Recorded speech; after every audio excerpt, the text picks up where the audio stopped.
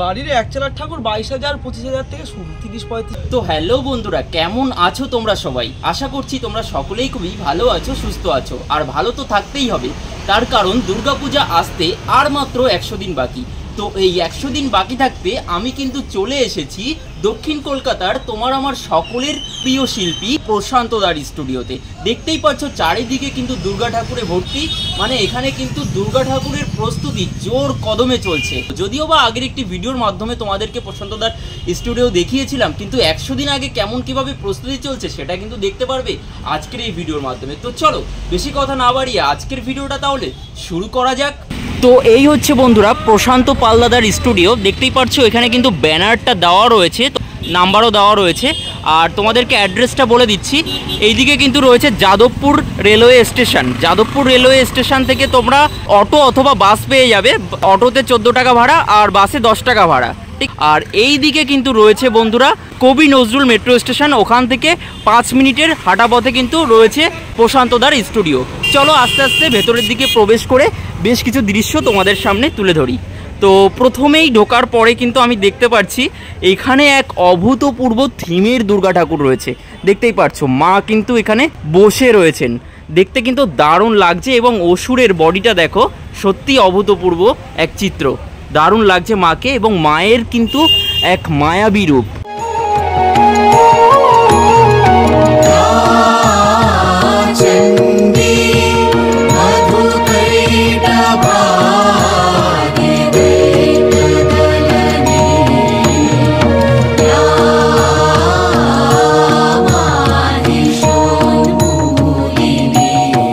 এই স্টুডিওর নাম হচ্ছে অনাথ বন্ধু স্টুডিও। তো এদিকে তো থিমের দুর্গা ঠাকুর তোমাদেরকে দেখালামই, এই পাশে কিন্তু আরও বেশ কিছু সাবেকি দুর্গা ঠাকুর রয়েছে যেগুলো তোমাদেরকে একে একে আমি দেখাবো। দেখো প্রত্যেকটি ঠাকুর কিন্তু অভূতপূর্ব এবং মায়ের রূপ কিন্তু সত্যিই মায়াবী, দেখতেই পারছো। তো বেশ কিছুদিন আগে যখন আমি এখানে এসেছিলাম তখন কিন্তু এতটা কাজকর্ম হয়নি, তো এখন কিন্তু অনেকটাই কাজকর্ম হয়ে গিয়েছে। অর্থাৎ প্রশান্ত দার স্টুডিওতে কিন্তু জোর কদমেই কাজ চলছে। তোমাদেরকে দেখিয়ে রাখি, এই দেখো মায়ের যে অলংকার, সেই অলংকারগুলি কিন্তু এখানে তৈরি করে রাখা হয়েছে, দেখতেই পারছো। এবং আমি তোমাদেরকে খুঁটিনাটি বিষয়গুলো একটু আলোচনা করি। দেখো এর আগে যখন এসেছিলাম তখন কিন্তু এইগুলো তৈরি হয়নি, এই যে দেখতে পাচ্ছ। আর এখন কিন্তু এগুলো তৈরি হয়ে গিয়েছে। তো এরপরে কিন্তু এই যে চালচিত্র দেখতে পাচ্ছ, এই চালচিত্রতেও কিন্তু অসাধারণ মাটির কাজ হবে। প্রশান্ত দার হাতের এই যে কাজ, এই কাজের জন্যই কিন্তু প্রশান্ত দা বিখ্যাত হয়েছে।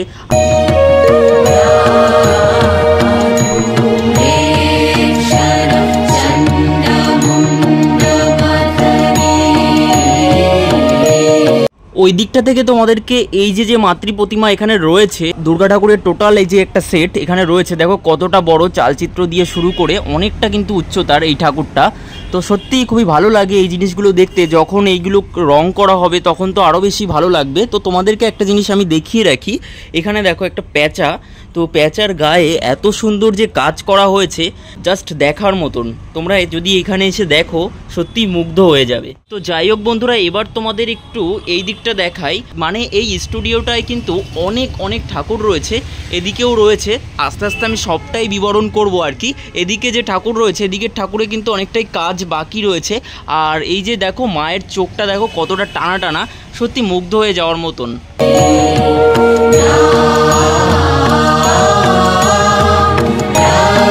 এই ঠাকুরের পাশাপাশি এইদিকে আমি দেখতে পাচ্ছি এখানে একটা সাবেকি দুর্গা ঠাকুর তৈরি করা রয়েছে, যেটা আমি তোমাদেরকে দেখিয়ে নিয়ে আসি। চলো।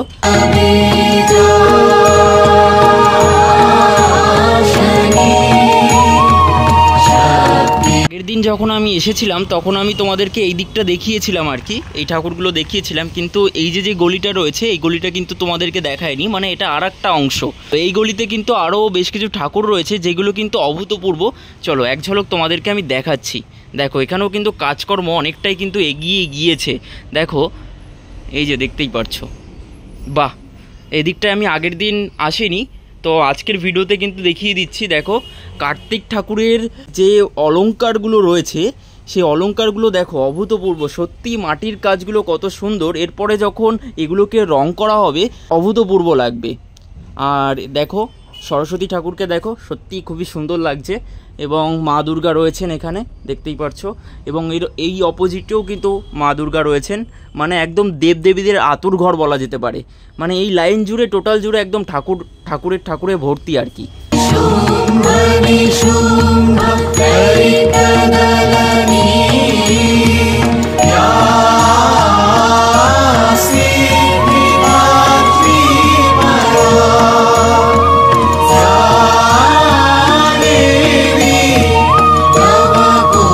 তো বন্ধুরা এইদিকে তো অনেক ঠাকুর রয়েছে, সেগুলো তোমাদেরকে আমি দেখালাম। আর ভেতরে গেলে কিন্তু আরও অনেক ঠাকুর পাবো, কিন্তু ওখানে অন্ধকার রয়েছে, সে কারণে ফুটেজ অতটা ভালো আসবে না, ওই কারণে গেলাম না।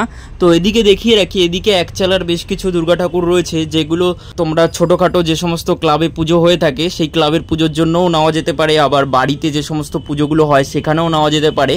দেখতে পাচ্ছ এখানে অনেকগুলো ছোট ঠাকুর রয়েছে, দেখতেই পাচ্ছ।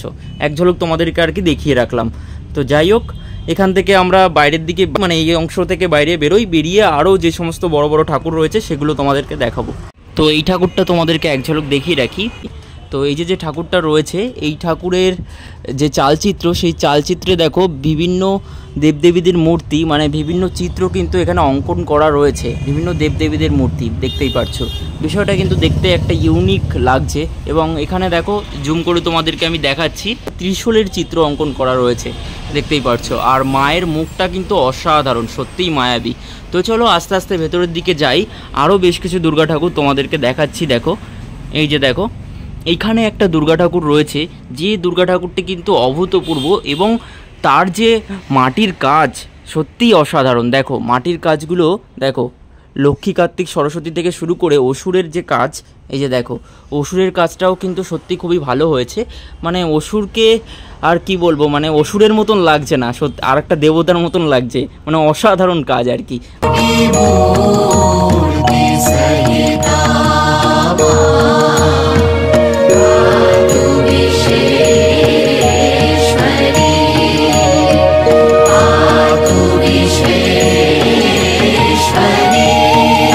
এবার তোমাদেরকে এমন একটি জিনিস দেখাবো, সত্যিই তোমরা অবাক হয়ে যাবে। দেখো এখানে কিন্তু চালচিত্রের কাজ অনেকটাই হয়ে এসেছে, দেখতেই পারছো। এই যে দেখো চালচিত্রেও কিন্তু মাটির কাজ, এর উপরে কিন্তু বিভিন্ন ধরনের রং করা হয়, দারুণ লাগবে। রঙের সময় তো আসবো, সেই রঙের সময় যখন আসবো না তোমাদেরকে দেখাবো যখন, তখন সত্যিই তোমরা মুগ্ধ হয়ে যাবে। এখন দেখো এখনও খুব ভালো লাগছে। আর এই পাশে দেখো সাবেকি এবং থিমের ছোঁয়াতে একটি দুর্গা ঠাকুর তৈরি হয়েছে, সেটাও কিন্তু খুবই সুন্দর।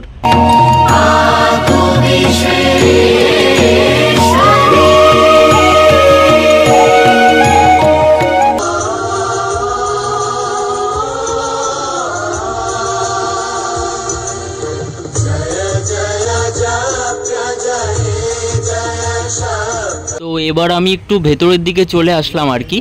তো ভেতরের দিকের ঠাকুরগুলো তোমাদেরকে একটু দেখাই। দেখো এই বর্তমানে কিন্তু একটা ত্রিশূলের মতন করে একটা লাঠি এই মুহূর্তে দিয়ে দেওয়া হয়েছে, মানে জাস্ট ডিজাইনটা দেখার জন্য।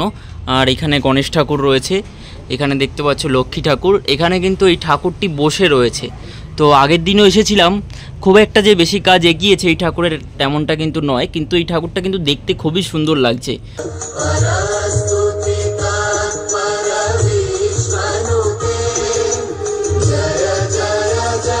এই দিককার অংশের ঠাকুরগুলো দেখানো কমপ্লিট।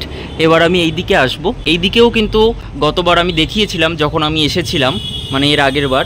তো এর আগের বার যে জিনিসটা তোমাদেরকে আমি দেখিয়েছিলাম, যে চালচিত্রে এখানে কিন্তু দেখতে পাচ্ছ দুর্গা দুর্গা বলে লেখা রয়েছে। তো এই বিষয়টাও কিন্তু খুবই ইউনিক।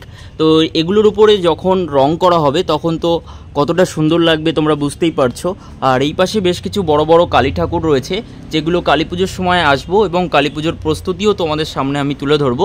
আপাতত এই ঠাকুরটা কেমন লাগছে এক ঝলক তোমরা দেখে নাও।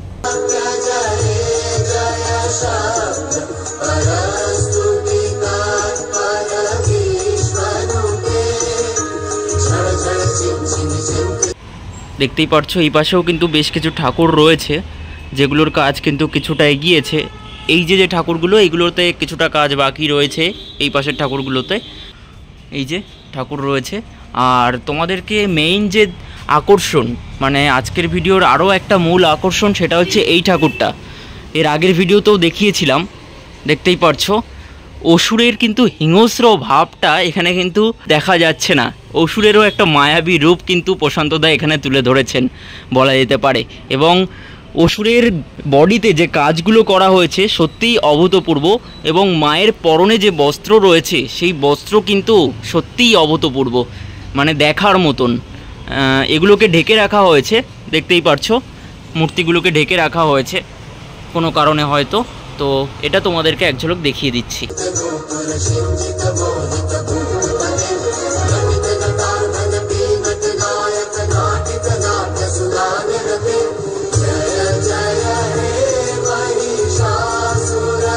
আর আস্তে আস্তে এই পাশের গলিতে ঢুকে আরও বেশ কিছু ঠাকুর তৈরি করে রাখা হয়েছে এখানে, তো সেইগুলো তোমাদেরকে দেখাবো। দেখো এখানে একটা বড় উচ্চতার ঠাকুর রয়েছে, এখানেও আরও একটা বড় উচ্চতার ঠাকুর রয়েছে। ভেতরে ঢুকলে কিন্তু আরও বেশ কিছু ঠাকুর রয়েছে। দূরে কিন্তু এই মুহূর্তে ওই পাশে একটা কালী ঠাকুরেরও কাজ চলছে। তো আপাতত তোমাদেরকে এগুলো দেখিয়ে রাখলাম।